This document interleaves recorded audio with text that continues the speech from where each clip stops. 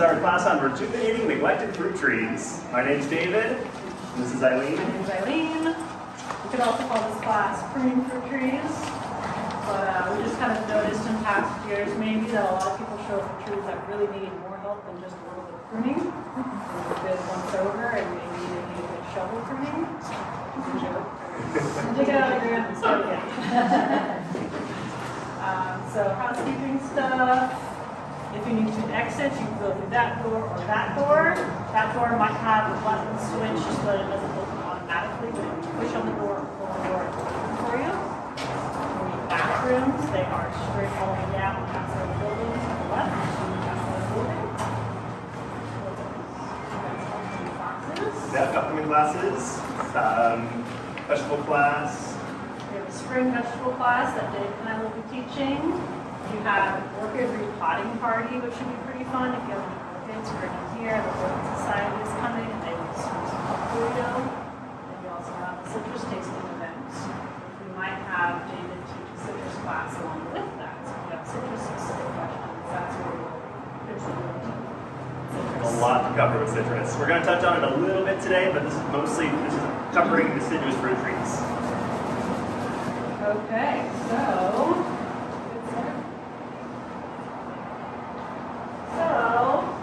probably you're here because your fruit tree doesn't look like this one. Can you see if I stand here? Yeah, just barely. Okay. When I look at this fruit tree, I am happy. This is a fruit tree that has a ton of fruit. It has a ton of happy leaves. It is well balanced. I see a beautiful trunk with a healthy heart. I see a modified central leader. I see good structure overall, nice amount of airflow. I see fruit that is nice and established, good spacing. I see that the soil around it is encroaching on the tree itself. There's a nice little divider from the weeds around it. There's another way to grow a happy apple tree. You can see the shape of this tree is pretty different. It has what is called an open center drainage system. Probably you can pick most of these apples without a ladder. There are a lot of weeds around the base of this tree, but in general, this is an old apple tree that's looking pretty darn good. Here's another example of an apple tree in winter. You can see exactly how the branches are. You can see some of this verbiage really have a bowl of the building. David has a favorite analogy for trees that are trained like this. A good fruit tree, you should be able to comfortably throw a cat from one side of the tree to your friend on the other side of the tree and not have the cat grab onto the branches as it's being tossed. So good airflow, lots of space. Through the tree. David, do you have a cat? No, I'm So in this tree, you can actually see a bit of how it was trained over the years. So if I had to make an educated guess, let's see, this is my pinky. Right here in year one is where it was pruned. It was pruned about 2 feet off the ground. Then this branch grew up, probably tall, and it was again pruned right here. And it was again pruned right here, and again pruned right here, and again pruned right here. And each one of those could be maybe 1 year or 1 season's worth of growth. Does that make sense? You can see how they're really working on creating that bowl shape.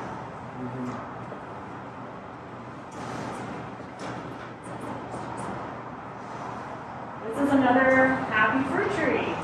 This is Ed Lible in the picture. He was here yesterday teaching the class. What he does is basically fruit bushes. He again prunes them very, very low, and he keeps them as tall as he can reach with his pruners. And his famous line is, tall people have tall trees, and short people have short trees. So my tree would be no taller than this. And if I was shorter, my tree would be this tall. The way you get a tree like this, though, is you start in the very beginning with that very severe cut. So if you didn't do that in the very beginning, it's probably impossible to get back to this. So ideally, your fruit tree has one of these 3 training systems set up. Maybe it came to you when you bought it at the nursery with this system. Maybe it's something that you did. Or maybe your tree does not have any system and you're going to try and get it back to a system. Does anyone here think their tree has a system? System? Just a couple people. All right. If your tree has a system, That's a third, 2/3 of the work already. yeah. So you're in a good spot. So let's go over some tree anatomy. Most branches, if you take them all the way back, have what's called a branch collar. In the picture here, and then on this tree, you can kind of see where it bulges or slows right here. When you make what's called a thinning cut, if I were to take this entire branch out right here, you would want to cut just outside of the branch collar.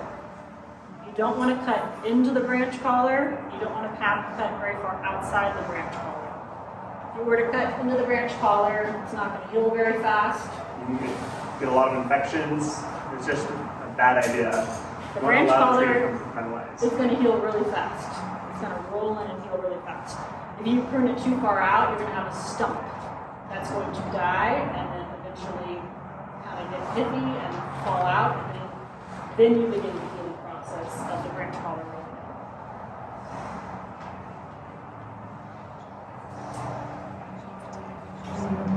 So more tree anatomy. Passed around some samples. Does anyone still want to see a sample of peach or nectarine? Or does anyone have a specific tree that they want to see? So peaches and nectarines are pretty fun because they have what's called spurwood. You can see the difference between the flower buds and the leaf buds pretty drastically. Dorothy Van Linden has a famous saying that you don't really want to manicure a fruit tree, because if you do go in and take off all the little tiny growth spots, you might very well be cutting off all of your flower buds and therefore have no fruit. So you maybe want to take big cuts, not a bunch of little cuts, especially if you don't know what you're doing. Yeah. Did we say that new growth is red and last year's growth is red? I thought it was a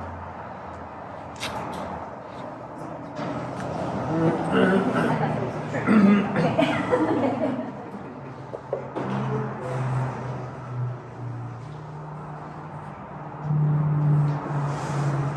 Plums, it's a little bit more difficult, or actually I should say it's a lot more difficult to see what's going on with plum. Oftentimes there's both the flowers and vegetative growth bud in the same little section. You often see kind of 3 buds lined up, and maybe one of them is a flower and 2 of them are leaves. Sometimes pretty different. So yeah, you don't have quite the easy visibility that you do in the palm fruits like apples and pears.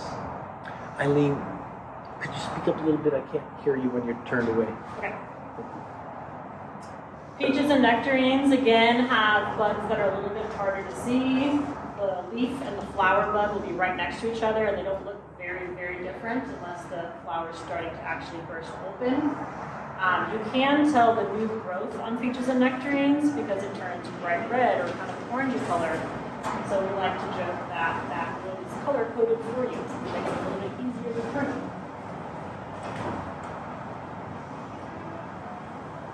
So when you do make cuts, you want to make sure you cut with intention. Just willy-nilly. Every cut makes a big difference. So this is a 1-inch difference, but if you were to cut right here, you'd have growth coming out in this direction, cut 1 inch above that, growing out that direction. So if you're encouraging your tree to grow outward, you really need to know where your buds are when you're cutting. Here's an example. If you were to make those cuts, what your branches would do when they start growing in the spring. Completely different direction. Only a 1-inch difference maybe on your actual piece of wood. Could you go back to the first one? So you cut right above the bud. Above the bud. The branch is going to grow the same direction your bud is above it.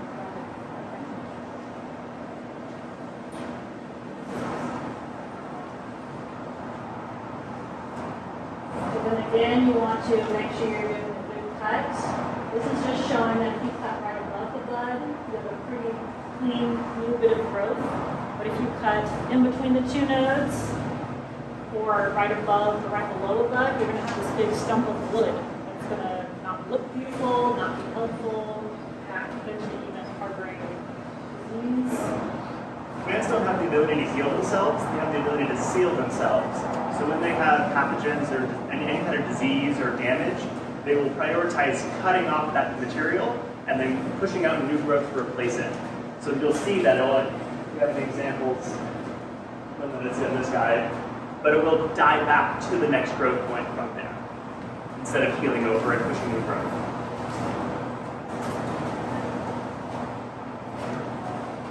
Another part of your tree that you're going to see when you go out to prune it is water sprouts. Water sprouts are tall, vertical, vegetative growth. If you want your tree to get bigger, leave them on. If you want to keep your tree small, they need to come out. And they grow fast, and they often don't produce fruit either. Yeah, in like maybe 2 or 3 years' time, they'll become sturdy branches that will produce fruit, but definitely not that first season. Usually a good rule of thumb is to take all the water sprouts out. So is it just the direction that helps you identify it's a water sprout versus New growth? Yeah. Usually if it's totally vertical and it has big spaces between the buds, and the buds, for certain varieties, aren't obviously flowering buds. It should be pretty obvious just because it's upright.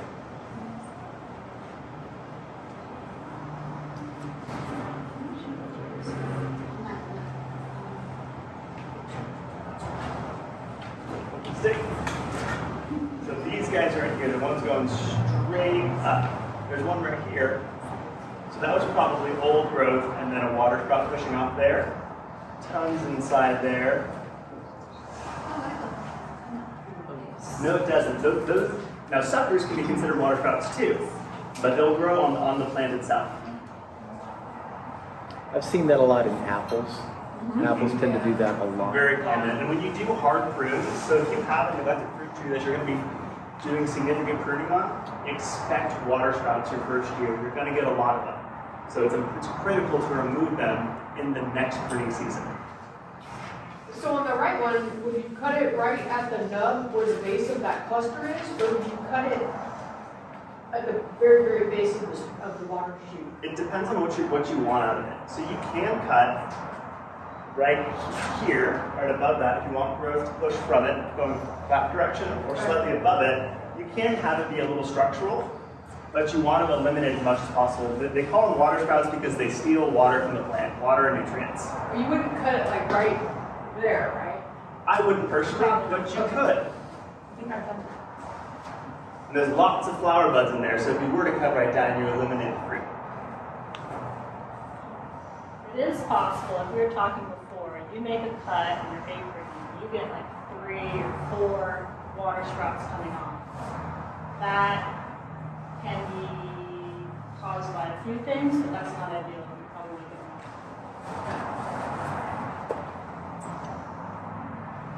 Here's an example of pear with water sprouts.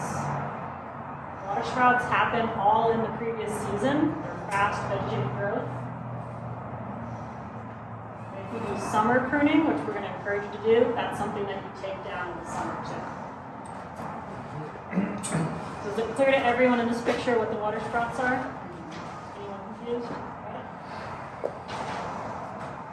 Okay, so now imagine you're walking out to your fruit tree. Here's what you're going to be looking for. We're going to show you about 10 different problems you're going to see with your fruit tree. And you can keep a tally maybe on your hand how many you think you have. Because if you have some of these, it's going to be game over trying to take out the tree. Unfortunately. So, the left, shingle fungus. These literally look like little shingles or like little pancakes sticking out of your tree. They are not actively attacking your tree, but they are taking advantage of wood that is already dead. So for some reason, that part of your tree is dying and this mushroom is having snacks. It's just an indicator that your wood is dead. There's lots of different kinds, lots of different species of mushrooms that can come in. If you see any kind of fungal growth on your tree, it's in the same category as a shingle fungus. Right, crown gall. This is not entirely unknown around here. This is an issue with a fungal issue on the roots, where it causes the tissue to balloon out, and it basically will take away from the vigor of your fruit tree. It's very, very contagious. If you were to cut into this with your tool and then go cut on another plant, it will go to that plant. I've seen it on, well, there's also different types of crown gall, but I've seen it on dahlias, fruit trees, roses. There's a huge one going down to Yountville on a eucalyptus tree. Keep your eye to the left. Oh yeah, so that's what it is. Mhm. It's huge. Huh.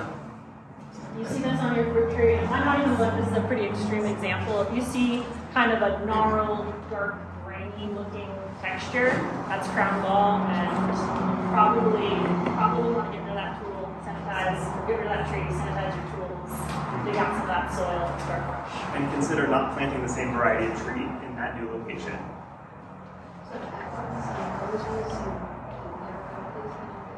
So they have specific kinds. So it's unlikely that it will go from a rose to an apple, but it will go from rose to rose. There are ones that can transfer from different genuses, but it's not common. So say you have it on your apple tree, consider planting peach there next year. Sunburn is another issue you see. Here in Napa, we can have some really strong sun. Sun will literally crack the bark off of a tree. And after the bark is cracked, the bugs can crawl right in and take up their home. It sends up attractants to those insects. So a stressed out tree will literally call in potential bring-in insects. They can smell it. If you have sunburn, like on this tree here on the right, circle, it's possible, potentially, if you love this tree, to take a sharp, clean knife, scrape off the bark that's already starting to peel off. Make sure it's very dry and put a sealer on it. Maybe that tree is going to grow over. The number that I usually call out is if 40% of the circumference of your tree is sunburned, then give up on that. But if it's just a little stripe, then maybe it's going to be able to compartmentalize it.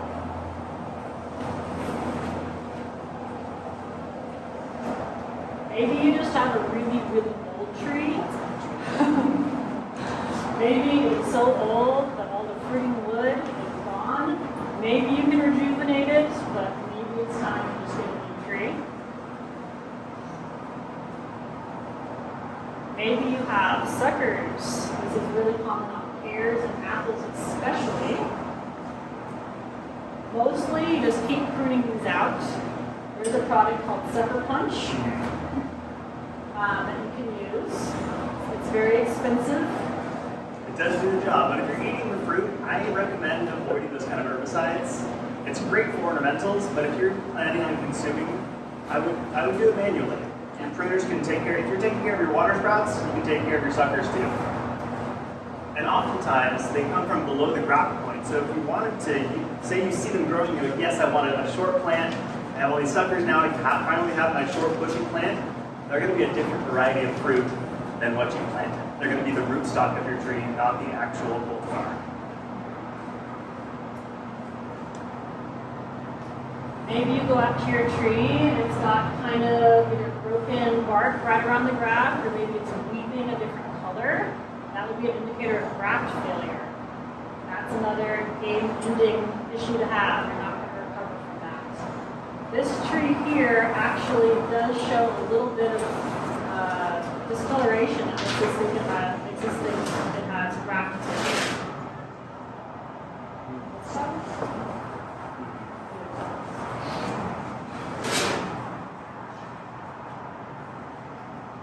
You might go out to your tree and you might see pests. This time of year, you're most likely to see a pest like scale. There's lots of kinds of scale. Can look like all of these three and even more. In the summertime, you might see aphids.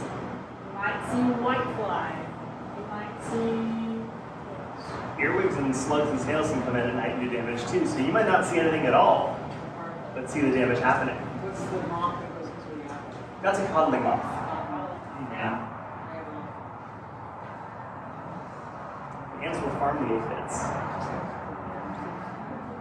So if you do see scale when you're out there pruning your tree, you're going to want to spray oil on your tree.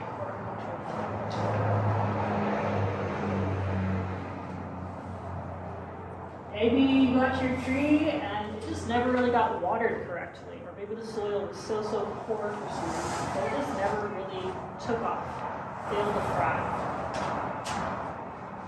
Everyone wants to know exactly how much water to give their tree, and the easy answer is just keep it evenly moist. You can do water math.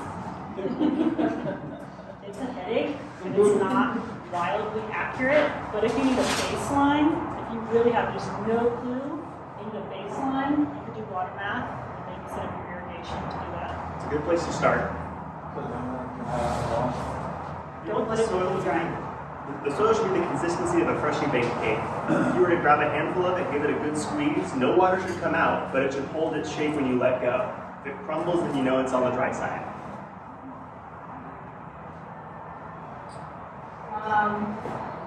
You might walk out your tree and see that it just never had a training system set up. That's something you're going to have to get back to, or maybe it's too late. So you just start from the tree. Maybe your first tree is just way too big. One on the left is a joke, but one on the right, that's a real thing. I don't want to get on a ladder that tall just to get my, plums. Classes to avoid using tools like this. There are things to make it easier, but if you have a home orchard, you're probably not trying to grow 1,000 pounds of fruit.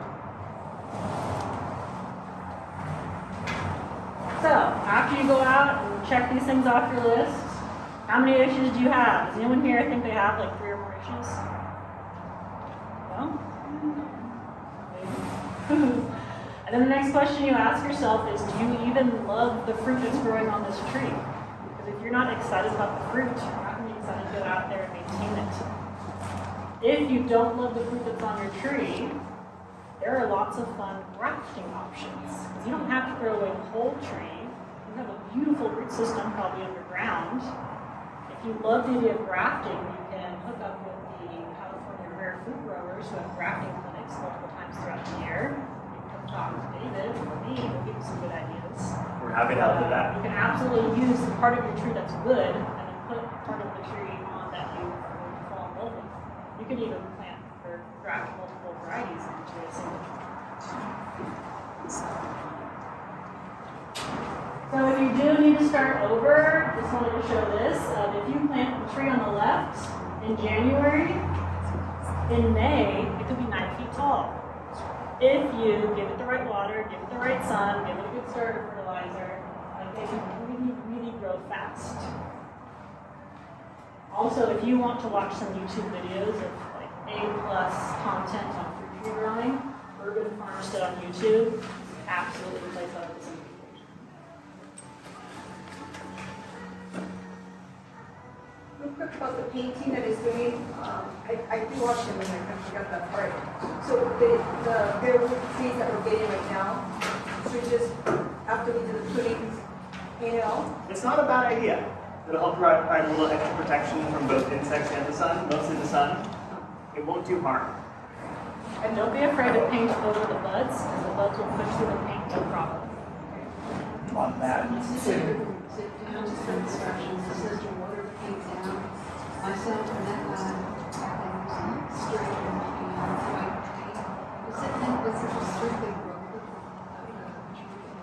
So it shouldn't. If you're using the proper application rates, it should be totally fine. The plants can produce an immense amount of pressure. When you think about like root growth, they can move through pores, they can push concrete up. And that kind of energy is the same kind of energy growing in their tips.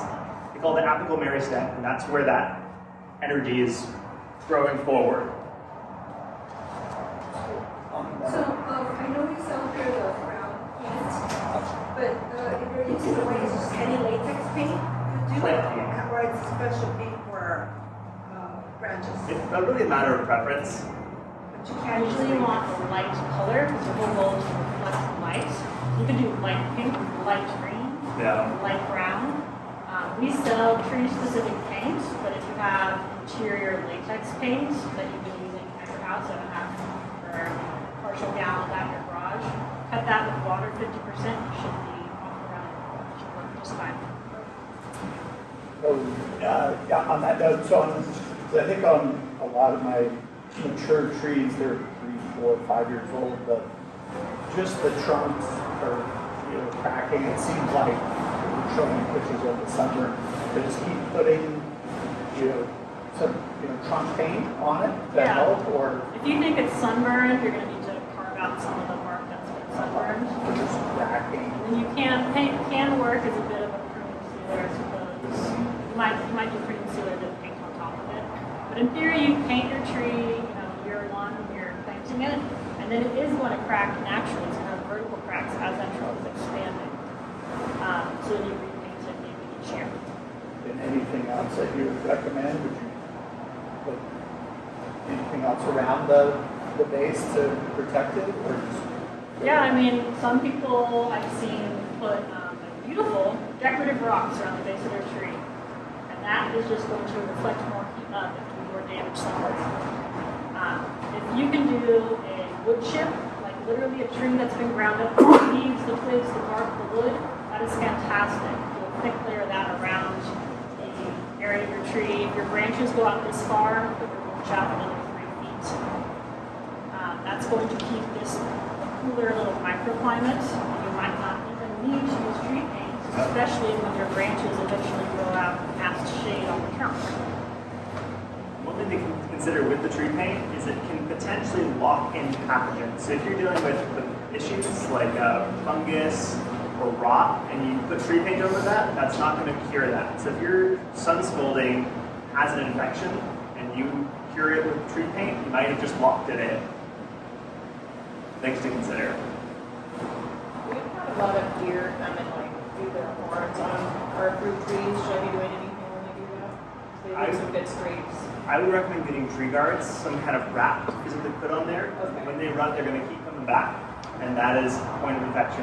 Every time they cut, if they do a full circle of that tree, they can girdle it and kill it. Okay. So it's really important to have protection if you know that they're already there. Okay. So the tools you're going to need for your pruning. You're going to need a good pair of pruners and a good pair of loppers, more than likely. I brought my pruners and so did David. They both work. His are really rusty. He was out at a client's house yesterday pruning and he told me he had to stick his finger in to pop it back open each time. You take care of your tools, they'll take care of you.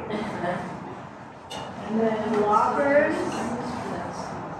We do. I like loppers with this sort of length. They come in all sorts of lengths. Think about your tree and your needs. This is about right for me.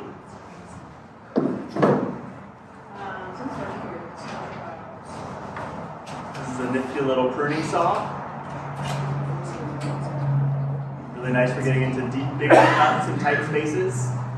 This is something to consider if you have a big tree you're trying to eliminate large branches on, A lot of trees. or a lot of trees in one day. How many trees did you prune yesterday? Yesterday I pruned a little under 40 trees with that tool. That.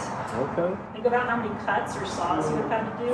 It made having my pruners not open seem manageable.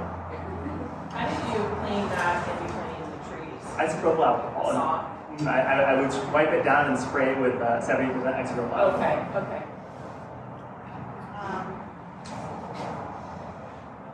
Yeah, so isopropyl alcohol, same thing there. You don't often see it sold in a spray bottle like this, but if you do, grab it. You often see it just at CVS or Walgreens or something, in a jar, and you can grab a spray bottle. And labeling is important. You don't want to be spritzing it on your plants and then realize that it's isopropyl alcohol. What was the percentage of the alcohol with water? I like to recommend 70%. 70%? Yeah. Rich water? No, just the 70% isopropyl. This is my pruning saw. I don't know if you can see it has a sheen on it because I put some oil on it after I used it last. It's a good idea to sanitize your tools in between each tree. And then when you're putting them to bed at the end of the day, wipe them down, dry them off, and then spray them with some oil. This is the oil that I use. if you prune your tree, or prune anything really, you're bound to get some sap or some gunk on your pruning blade. You can actually have it really fast depending on the tree you're working on. This spray in the middle with Focal 981, put a spray on each side of your blade, it melts off that gunk so fast. If I knew another brand, I would recommend it, but truly this stuff works so well. The Foco 990 here is something you would use maybe once a year when you're doing like a serious overhaul on your pruners. You take it all apart and repack it with fresh grease. The average person doesn't even own that, I don't think. I would highly recommend the shoe bottles on the left. Now on the bottom is a sharpening tool. I don't spend a lot of time sharpening my blade, but David does. So there's just two different ways to do that, I guess. I like to be really smooth, so I can't open it up when I'm using it, so might as well be easy going in. So this is from one of my clients' yards. I was called in, she has 71 fruit trees.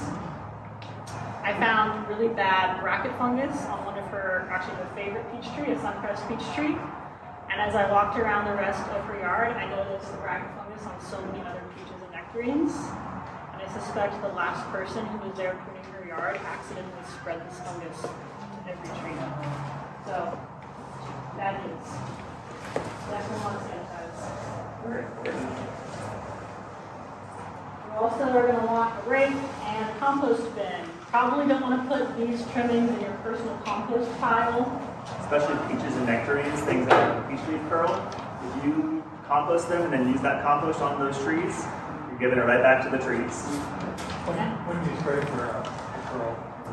Peach leaf curl, if you spray as soon as it loses its leaves around Thanksgiving, New Year's Day, and then it's round Valentine's Day. So it's out of You haven't done it yet, so you want to wait till you see the flower buds just start to crack. It's called the popcorn stage. That's the most important spray you do. No question. I've been taught not to throw your diseased stuff into the compost, but then again, does it get hot enough to compost that stuff, or should you throw it in the trash? I mean, I've seen the city compost facility a few different times, and it gets hot. Hot. Quite Okay. frankly, it gets so hot, the compost it makes isn't very good compost. Yeah. If you wanted some really fine compost for your garden, I don't really recommend the city's compost. It's not bad by any means, it's way more good than harm, but it is the hottest compost I've ever encountered. Hot compost means dead compost. Here, your compost should be teeming with life. Right. City compost is pretty dead. Which is why I recommend your peach leaves go to the city compost, Okay. not to your own home Right, compost. I see. Okay, great, thank you.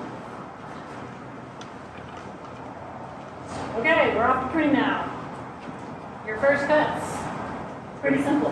Dead and dying wood. You want to look at your tree and evaluate what looks really bad, what has pinkers that are bursting open, not healing, and what branches have already died. So on these trees here, I think, David, your tree has the dead and dying wood. So like, right here, this little guy, that branch is not going to make it. Literally been broken and it's hanging by a thread. So I would eliminate down to there, or potentially even farther down if I want to eliminate that guy. A way to tell if it's dead or dying, especially if it's dead, is to give it a little bend. Here's an example right here. You can see it. If I bend it, it snaps right off. So, real easy to tell that guy's dead. If you're unsure, you can scratch it. And when you scratch down to it, use the cambium and you'll see green tissue. So you know it's still alive. Dead branches also might have bark that's a little bit shrunken, kind of a raisiny look. Sometimes it's really not clear if your dead wood is until you're right there in the tree. Speaking of that, I was going to say, when I do go out and do pruning work, I take off my sun hat and I put on a much smaller hat so that I can fit up in the tree to see up close what I'm cutting. Okay, so after you take out all your dead and dying wood, you're going to look for branches that are in odd directions. We really love branches that are at a 45-degree angle. That is a really ideal shape. So, if you had a branch that was sticking straight down, I think again we have a tree. That dead one. I don't love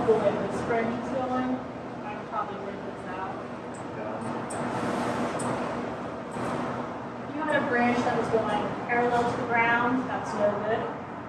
If it was going slightly less than parallel, that's okay. But really, truly, 45 degrees is the ideal angle. These are both plum trees. Next, you're going to take out crossing branches.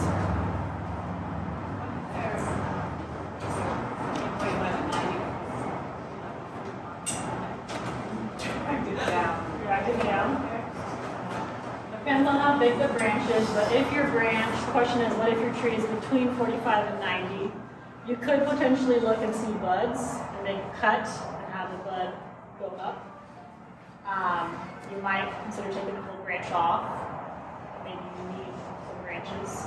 Probably you're going to take it back to the bud, it's going to go back up. So there's a couple of smaller ones like that. Let's take those off. Right here? Yep, you probably take that off. That one's broken. Good eye. So you just kind of start taking. You don't want to be too aggressive, right? That's the thing. If you have a tree that's in really dire straits, like this branch is just going straight up, I would take that branch out. If you take out more than, say, 1/3 of the tree total, like if you were to count up all the branches and weigh them by mass, and take out more than 1/3, there's a chance, since you have a root system that you haven't put on at all, it's going to push out so much growth, and you're going to have so many water sprouts. Or it's possible it doesn't have the carbohydrates needed to replace all of those branches you just took off, and it's going to die on you. If you have a really, really weak tree, you might not be able to do really significant pruning on it this year. We'll talk more about that. So you want to take out crossing branches and water sprouts. Okay, David again, this is the crossing branches. These guys here, consider these two guys are going to interact with each other, so I'd select which one I want structurally. I'll eliminate this guy here. And with pruning like this, it's both an art and a science. So you take, these are all things you take into consideration, and then you go for aesthetics and what kind of form you're going for. So this branch that she was saying she didn't really like the angle on, but the other one's going inside, how would you intend that? How would you end up pruning this outside? So what I might do is eliminate down to even there. Take that whole thing off.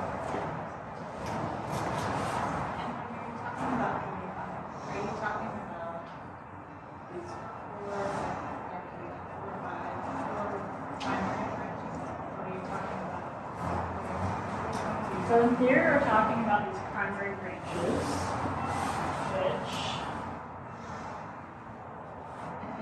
you can use spreaders to achieve that. If you had a bunch of upward growth that is not too set in place, but we could force these branches out with spreaders. Spreaders are akin to something that you buy online. It can also just be a piece of wood that you shove in here, in place. You can also Eventually, the tree will just keep that shape. You can also tie it down and kind of guide it to the ground. Rope physically holding it. Lots of ways to get that to happen, and it's not a permanent thing. You don't leave it in there for the rest of its life. Eventually, it'll hold that form itself. What branches would you, maybe main branches would you take off of this if you were So if I trimming were it? What would you to do? take this tree home, Yeah. first of all, this is a sad fruit tree. Why is it sad? This is a sad fruit tree because plums are wildly vigorous and they don't want to live their life in a container. No matter how big that container is, they'd love to be in the ground. In theory, this tree has been in this container probably 2 years. In 2 years, this tree should be way out here, its roots should be way out here, and it has just been basically bonsai'd because it's in this container. It is showing signs of stress. You can see on this branch here, it has some probably cankering happening, so that branch probably needs to come out. If I took this branch, or took this tree home, I might go pretty aggressive. Dave's not as aggressive as I am. I might literally cut it right here. That's gonna give me 3 branches in beautiful bowl shape, and just instantly take it back down. And since it has a small root system, it's gonna bring a little bit more balance back to the root system. I would also also definitely put this in the ground and stretch out the roots as I take it out of the container to get those roots going. But for today's, And ideally, this one is like maybe by November. I mean, you can plant a fruit tree like this any time of the year. Yeah. But if you want to do best by your orchard, plant a bare root tree in January. That is the time to do it. Which planting a bare root tree isn't the most satisfying way to plant a tree because it's going to be maybe a single stick, and maybe you want it to be that low branching structure, so you're going to buy your $50 stick, and then you're going to cut your $50 stick in half, and then you're going to paint it white. It's not instant gratification, but it pays dividends. It really does. Okay, you're going to prune out your water sprouts. Here's another example of those water sprouts again. So then, step back. Consider your training structure, your training system. Does your tree have an appropriate system left after you took out all of those things? Maybe it does. Maybe with some help from some stretching bars, it will. So maybe you're done. Maybe that's all you needed. But maybe your fruit tree is still really tall. Now you have 3 options which to choose from. How many people here suspect that after they do all those primary cuts, they're still going to have a tree that's way too tall? Everybody? Is everybody? Okay. Okay, so option A is going to be thinning cuts. Here's an example of a tree that's been thinned. You can see it is literally thinner. It is not shorter. So probably this isn't going to accomplish what you're trying to accomplish, but it is an option again. You could also make a 3-year plan and take your tree down 30% each year. That's a big commitment. It is, but having a fruit tree is a big commitment. Having a half a dozen fruit trees. And it's going to be 2 steps back, 1 step forward, 2 steps back, 1 step forward. You can always cut off more later. You can't put it back on the tree. The last option would be a nurse limb setup. This is very drastic. This is a great option for someone who has a fruit tree that's just way too big, but it's healthy. If you have a fruit tree that's way too big and also has sunburn and scale and gall and suckers, Might not be worth it, and it might kill the plant. it might be too extreme. So you can see in this picture on the left, they made 3 giant cuts. Each of those cuts is maybe 8 inches in diameter. They did that in January. Then they painted it because that bark hasn't seen the sun in who knows how many years. So when the sun comes out in the summer, it's going to be extra susceptible to sunburn. So you can see it got painted. In just a couple months, look at all those buds that have woken up. New branches are coming out. There's not going to be any flowers on those branches. You're not going to get any fruits. But in August, you're going to have a really cute little fruit bush. So that is an option. It's pretty drastic. We were talking to Ed Ligo, who was presenting here yesterday, who specializes in keeping fruit trees small. And he said he did that on 30 fruit trees that were all at the Dave Wilson growing area. And 29 of them came out great, and 1 of them died. So you have pretty good odds if your tree has been adequately watered, and it's been growing and thriving and fertilized and everything else. Dave was going to touch on citrus real fast. So citrus is something that people ask about a lot. Now is not the time to prune your citrus tree. We're still having cold snaps. If you were to do any kind of pruning, you're going to encourage new growth. That new growth is the most sensitive part of your tree. Get a cold snap, that new growth will then die off, setting you back even further. So not the right time of year for it. But you can take into consideration the structures. So if you want to have, citrus wants good airflow as well. So you can have an open form structure, you can have a modified leader. You want to allow good airflow, that'll help keep away pests, also have better fruit. So there's things to consider. You can take what you're hearing today and apply it to your citrus tree, but I'd encourage you to wait. Until when? until past April 15th. That's typically the last frost date. That's hard. So it's not gonna hurt, you got buds coming out everywhere, it's like a flower by May. It Like might- citrus? Yeah, Oh, probably will. Yeah. so. long. Sometimes when you're pruning on your fruit tree, if you haven't been regularly pruning, you're gonna have to sacrifice your fruit. Is it normal to have lemons right now? Yes. Especially Meyer lemons. Meyer lemons are ever bearing. You should have lemons year round. You're not alone. They get in the middle and then I can't get up there without. It might use fruit bowls. Really good dried, sliced and dried. See, so I have a Meyer lemon tree too, it's got little lemons all over and stuff, so I still gonna wait, obviously, even for the suckers and everything else. Now suckers I will remove. If you see something growing from below the graft, that's not the right cultivar. So those are going to grow much faster. Water sprouts are they're less likely to happen on citrus. It does happen, but I wouldn't be as concerned about them. I'd still wait to prune them off until after we're past the risk of frost. Even though the ones growing upstairs.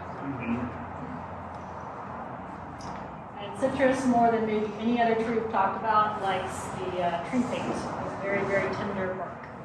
So if you were to prune it to have an open center, all of a sudden you'd want to put tree paint all in the middle, not just on the trunk, but any branch that has sunlight touching it.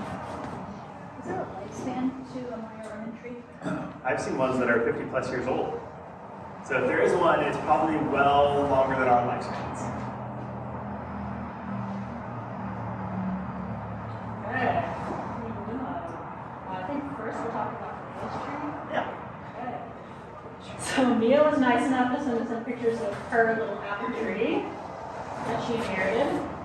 We've got 3 pictures here to go from. So I see lots of lichen on your tree. That is a-okay. Lichen, does it hurt the tree? It actually makes you have nice clean air. Lichen doesn't grow unless your air is clean. So good indicator. I also see some branches that are growing a little bit horizontal. Just one really long close to the ground. I Yeah. wasn't sure what she did about. And it's leaning, so we have it raised. Oh. It's too tall. But it How tall would you say it is? Well, that center part is. Okay. No, I can't. And how do you irrigate it? It's dry. Dry farm. In the summer, I take a whole bunch of it. But I don't, it's so old, I'm sure they did establish it, but Yeah. it's just. Well, it looks like it's kind of has a little water table. Let's see, like a creek nearby. Yeah, there's a creek there. So it's possible it's kind of got toes and The some creek will run some water. Yeah. In general, fruit trees have very wide and shallow roots, like maybe all the roots are on the top 18 inches. So everyone says deep water your tree to get those roots down low. There's some truth in that, but if you can do mulch, mulch is going to make your roots happen. And in some years I have had all the weeds moved away and I might have watched for you guys and put all around the farm. Okay. Dump water on it, but. Yeah. And the weeds can act as mulch too, as a green mulch. So in this picture, I can see sunburn on this branch here. So this is sunburn. So that entire branch needs to go. So this branch, I'm going to take a little bit. Boom, gone. I don't love how tall it is, mostly because you say you don't like how tall it is. So it's hard to tell in this picture where to make the cut. Maybe right there, this branch is coming around, or maybe right there. This branch looks like it's horizontal. There. So it's a little hard to tell between those, but you get an idea. If you do see that really severe sunburn, like here, I don't know if you guys can tell, but it's like the entire surface there. There's no recovering, it's just stressing the tree out, so that's a good place to make the cut. And then maybe at that point, you've taken off a bunch, and it's time to wait and see, and let it push out some new growth. You might consider painting it, but perhaps before that, you might consider setting up irrigation. Yeah. That would make a big difference for your tree. Yeah. Did anyone see their fruit trees just do amazing after the rain we had 2 years ago? Like just a giant difference. My mom gardens in Indonesia, and she's pretty severe with how much water she gives her plants, and she's calling me up. I can't believe what my garden's doing right now. tree put on 4 feet of growth. In the past couple of years, it's done 6 inches of growth, just because it got so much water. So you might see really good results just from giving it water. They got all the little fluttery spurs and stuff. So there's spurs. Yeah. Like over here, you mean? Yeah, that's it. I would look at it close up and see if they have flower buds on them. You could take them all off and accidentally kill your flowers. And that's one thing to think about too. When you're doing dramatic pruning like this, you shouldn't expect the best crop of fruit next year. You're setting up for long-term success. Something we didn't really talk too much about, if you ever go out to Sonoma County with the Graviton apples, you see a lot of them have 2x4s holding up the branches. This tree has a lot of branches that look like might be candidates for 2x4s. If you do give it a lot of water and it has a lot of flowers, maybe you don't want to have so many apples, but maybe you want to have so many apples where you actually do give it some support. You don't actually do damage. Usually it falls on. Yeah, thinning your fruit is pretty darn important. So it looks like you're not going to get any rain at all this month. Should we be watering? I'd encourage it. Not heavy watering, but keeping the soil evenly moist. Something that can also happen is when we have especially no rain and also dry winds, you can get tip dieback and buds actually drying out. So if you can increase the humidity around your fruit tree by literally spraying it down, or spraying the area right around it and water will evaporate up, that can help a lot too. Pruning? Sure. Alright. So we were thinking we're going to bring a tree to the center and David is going to narrate as he made cuts on here, explain why he's doing what he's doing. All right.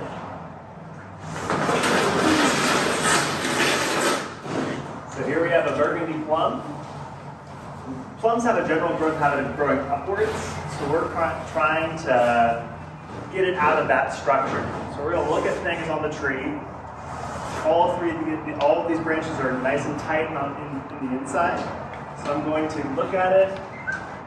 And this guy here, that's just going to keep getting way too tall. So I'm going to bring it right down to that branch collar. Give it a good hard cut. There we go.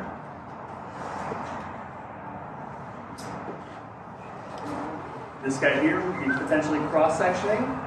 So we're going to go right down there, cut that guy off. Little twiggy bits that are dying back, we're going to eliminate those. Things that have been cut off, dead and dying, we're going to eliminate.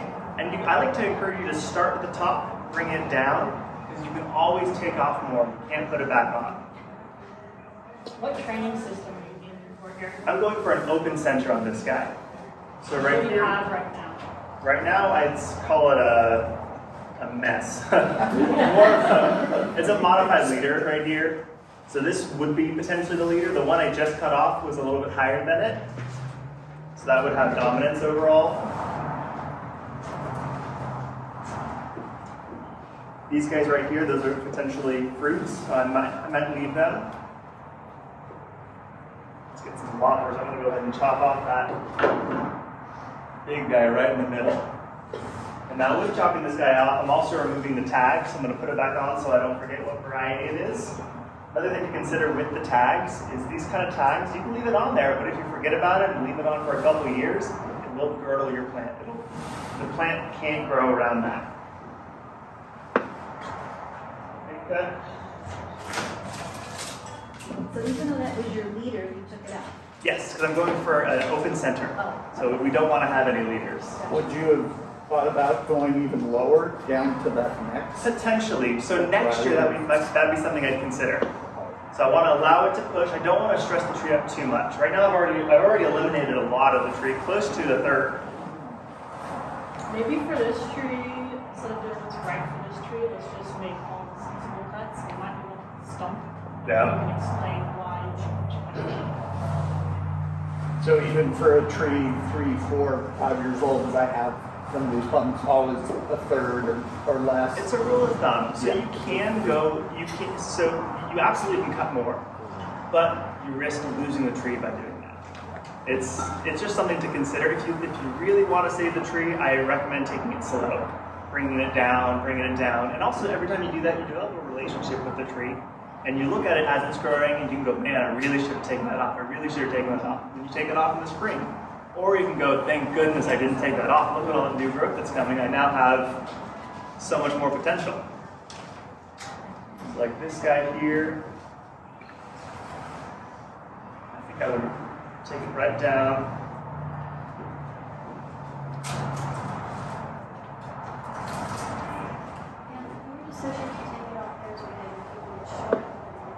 Shorten out. Got a nice angle on it. And so the more I look at it, I've already gone this far. I think I would be comfortable taking it down all the way down. I want to go ahead and do that.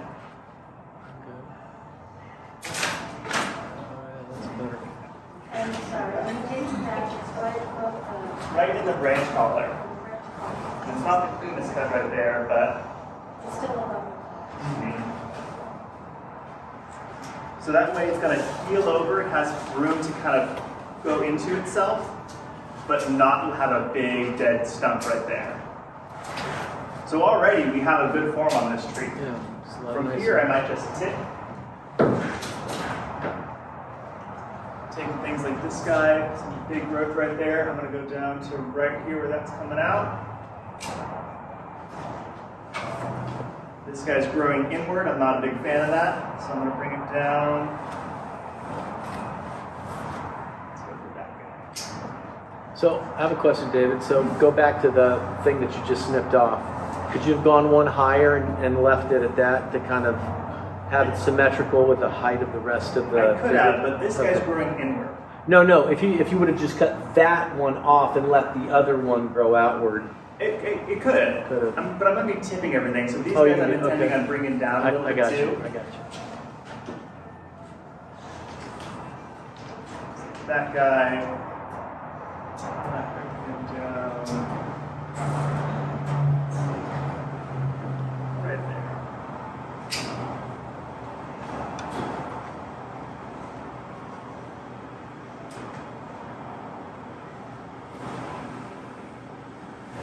And these two guys are interacting.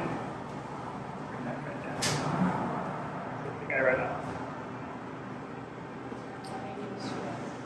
Thank you. Question. Is there any way to influence the angle at which the next branch is growing out? Not really. The bud's it's gonna grow towards the light. It could come. So when you're dealing with just the buds, it can go straight out. It can go that way. It really depends on the environment. If it's on a western exposure, you're gonna see it more typically going towards the sun, a little bit higher. But at least from my knowledge, I can't predict that. And so you can take your own wood, put little notches on that, and then you can make your own little spreader. Put those in between those guys. Do you have to protect the bark? So that's why you want to make little notches. Make a little soft. Exactly.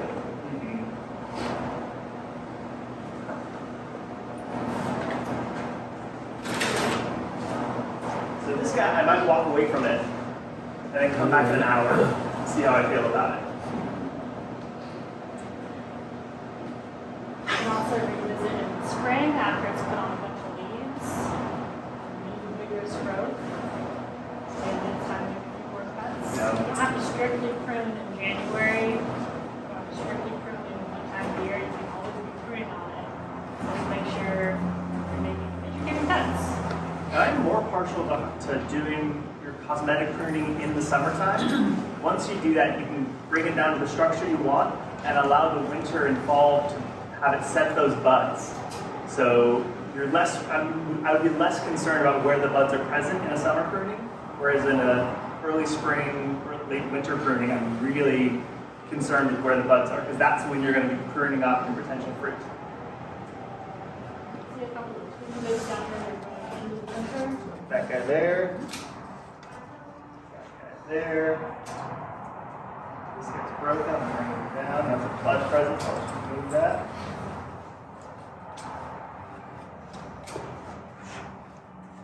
guys I'm gonna leave. So I'm going outward. And that could be potentially a fruit bud. So I'm gonna leave those guys on. So even inward fruit buds you'll leave if Yeah. the other ones you were cutting off. Now I might come back to it tomorrow and go, no, Yeah. never mind, I'm gonna take that off. But typically inward growing things, when you're trying to do what you're doing, you, yeah. And this is more of the kind of cutting you want to do in August, in my opinion. But everyone has different preferences, and that's why it's important for you to develop a relationship with your tree, see how it responds, because you're going to be working with this tree ideally in the rest of your life.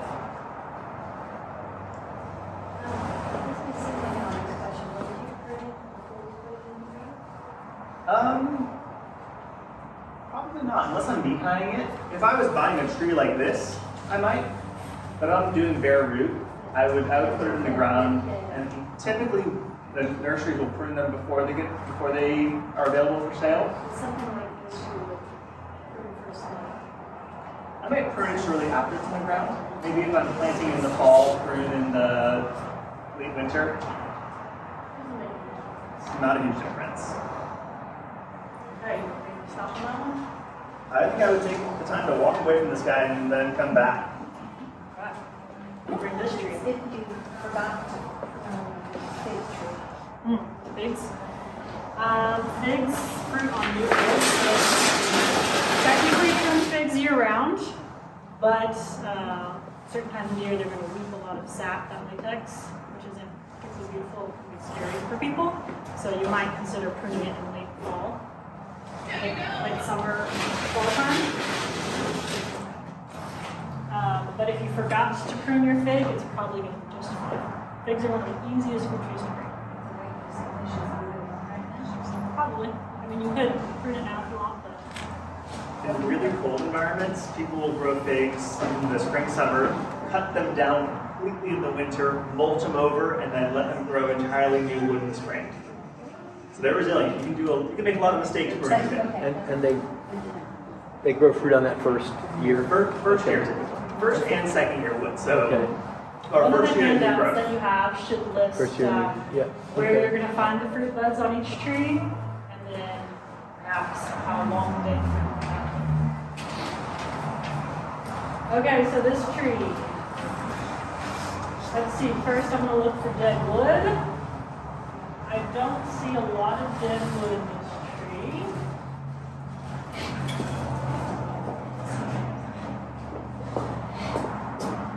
Oh, I do see some wood that is anchoring right here. Everyone see how this kind of is splitting open? That's not ideal. This tree actually has a lot of issues. Problem, big problem, big problem. Looking at the graph on this tree, it looks pretty healthy. You can see this is where it's healing over. This, ideally, if you were to plant it, would be facing north, because you don't want the sun to bake on this kind of tender wound area. But let's pretend, just for this class, that there weren't capers on the tree. Because this tree would probably be in the compost pile. Okay, so this branch here at a very strange angle. I don't like it, so I'm going to prune on this tree that part. There's actually another little branch right here. It might have flowers in it. It might actually be a branch. So I like that. I have entirely way too many branches in the middle here. These aren't quite crossing, but they are interfering with each other. So where do I want to make these cuts? As I said before, this is where I'd probably make the cuts, but just to kind of narrate a little bit more, I'm sure you guys are talking about. I'm not going to do that yet at least. But I will say this one is interfering with this guy, so I'll take him out. I don't love that all of these branches are growing right into the middle, so if I were keeping these branches, I would go through and take all of them out.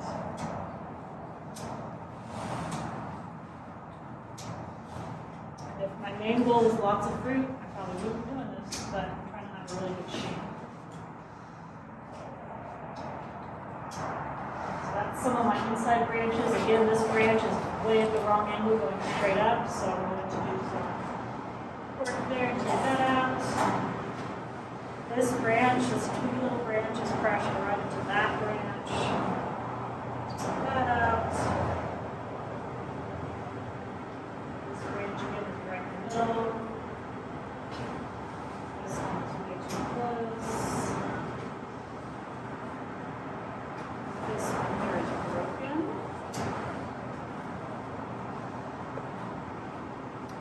Okay. So now we'll take the center one out again because I too want to look at the center form.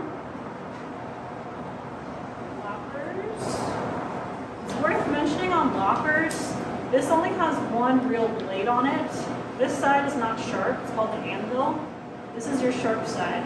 So if you are working on a tree that's way up high, what you want to do probably is rest the branch on your anvil to kind of place your cut above your bud. Kind of hook it there, get it to where you want, and then make your cut. That's just like a little tip if you're short or working up high with this sort of tool. If you try to place it with your blade side and then bring your anvil to it, you might cut in the wrong spot if you're trying to cut right above the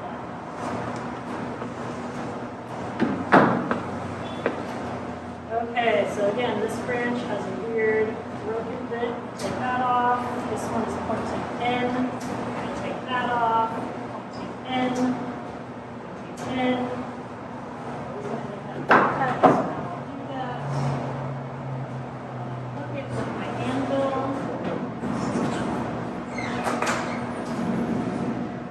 Now I have a little bit more space in the middle, which I like. I would put some spreaders in and get some of these branches out a little bit more.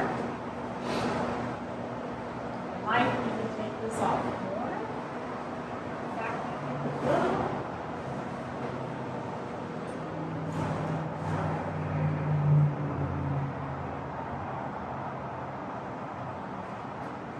Also, where tools like this come very handy in the tight spots.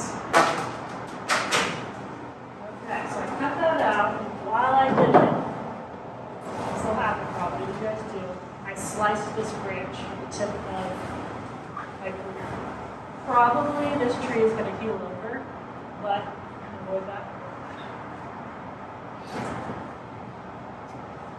So, I think because I love the angle of this, I would take this out here. Does that make sense to everybody? Give me a little bit more of an open shape.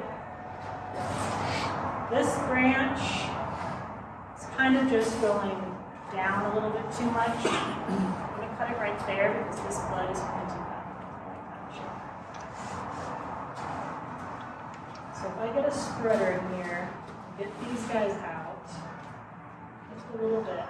That's looking pretty good. These are all growing in. I think I would leave those for the time being. Might be pretty close to done for me. Again, this tree has issues that would make it not worth saving. But for today's purposes, this specific tree at this point in time, I think this is a pretty good job pruning. Any questions? So, do plums grow on the same wood, or are they like peaches and nectarines, or Do they have a rootstock? no? When we prune our nectarines and peaches, we have to do a shorter branch because you have all that distance of where it had fruit the year before, and it won't produce fruit on that same spot. So we prune it that farther is how I understood it. On And I your wondered about plums. spreadsheet there. Yeah.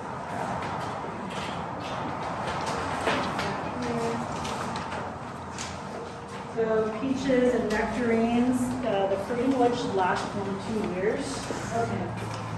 So it could keep going. I have a dwarf nectarine tree, and if I were to tip it back everywhere, I'd probably cut off all my flowers. A full-size nectarine, you would never want to just take back every branch. You'd want to manicure it. you want to take out individual branches, leave some long, otherwise you just have it. Any other specific fruit trees that people have that we didn't cover? Talk a little bit about pomegranate. So I know pomegranates are like, think about this high, but they're kind of bushy and kind of cleared out some of the wood in between. I mean, it doesn't have like a center leader. It's like, it has these branches. Pomegranates are kind of a different beast. The most important thing is thinning nuts. Okay. They have more of a hedge form to them. Yeah. So you don't really follow the open center or a leader. You let it grow naturally, minimize the sizing of it, and eliminate cross-section branches. Okay. And that's something I would do typically in December. You can also espalier pomegranates. I'm trying to think what winery it is in the valley, but they have pomegranates on a giant arch walkway. It's super. I get a question. I have a persimmon, persimmon. And it's been in the ground for a little while, and it's done okay, but not all that great. And part of it is that I really haven't paid attention to it the way that I should. But I haven't pruned it back, and it's got that central standard spike, and so I'm just thinking about how far down I should take it. Okay. Does it have a lot of side branches? Yeah, leave Okay. 3. I mean, it depends on how many you're starting with.